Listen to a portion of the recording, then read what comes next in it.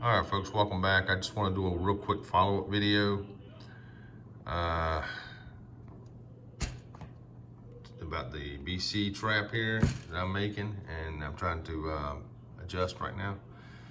Just kind of want to show you folks the supplies and stuff that I'm using to make this thing. First off, got the cage here. The cage I made out of just some 1 inch by 1 inch wire you can get at Tractor Supply. I would recommend if you buy what they call hardware cloth, I believe it's called. It's designed like this, but it's got like a screen backing, so it makes it even safer for the bird and for the mice or whatever you're using to trap your bird.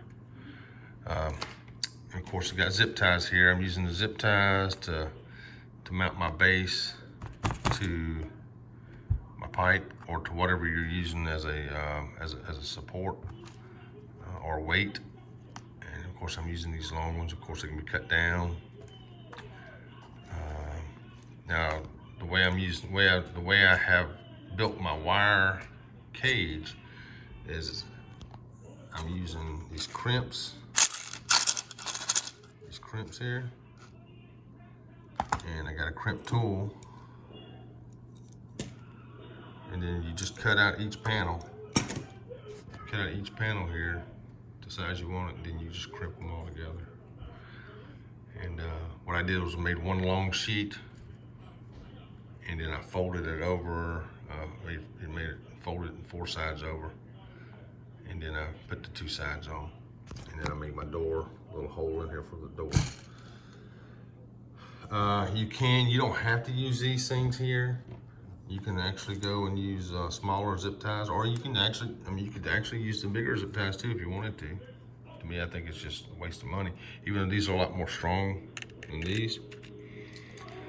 So you don't have to go out and buy the stuff here that I've got. Actually, believe it or not, the falconry community that I'm a part of here, one of the members actually let me have these. And I say have, I want to take them these back and use this. So I didn't have to purchase any of this stuff, which is actually nice. As far as my little snares here, I went out and bought me some 60-pound test black wire that's coated, and I bought the 20-pound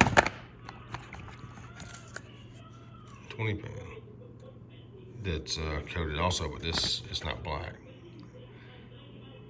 So I wind up using the 20-pound,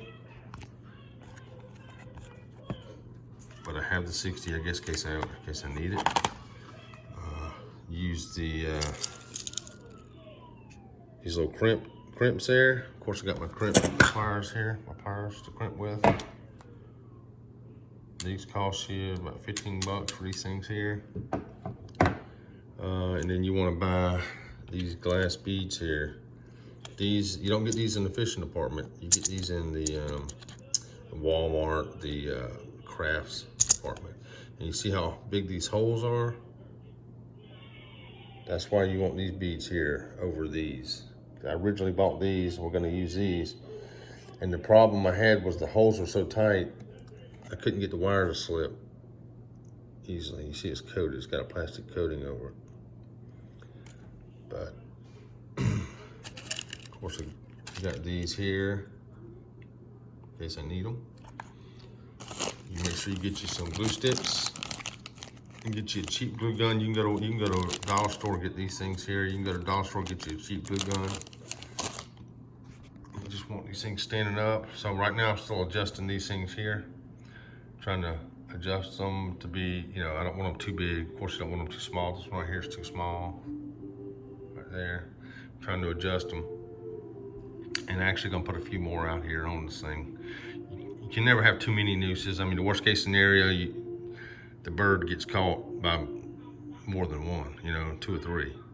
And then once you get him secured, then you just gotta take more than one loose. And the good thing about these here is, even though they hold pretty good, you can grab the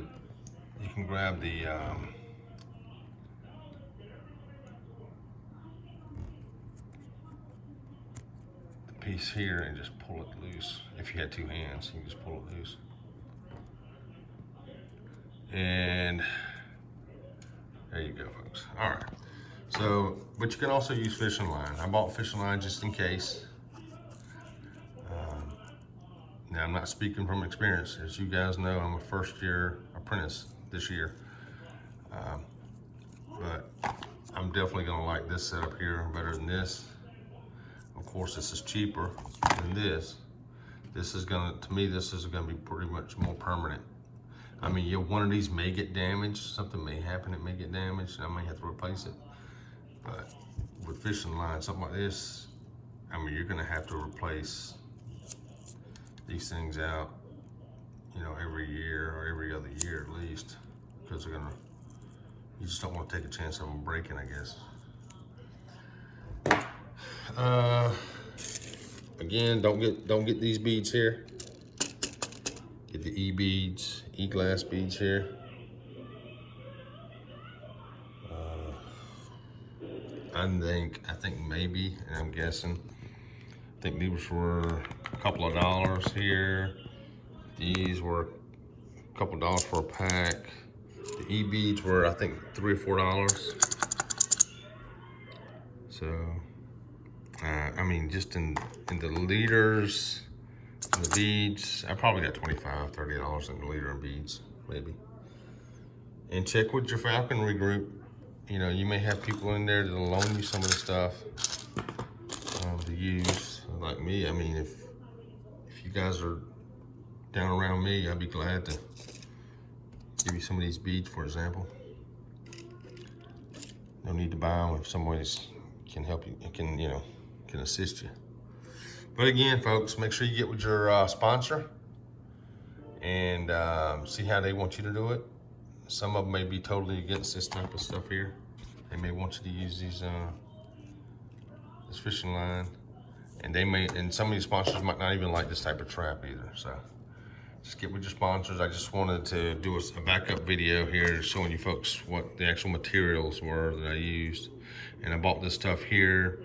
I couldn't find this stuff at Walmart, at least my local Walmart. I had to go to a Sportsman's Warehouse, for example, and get this stuff there.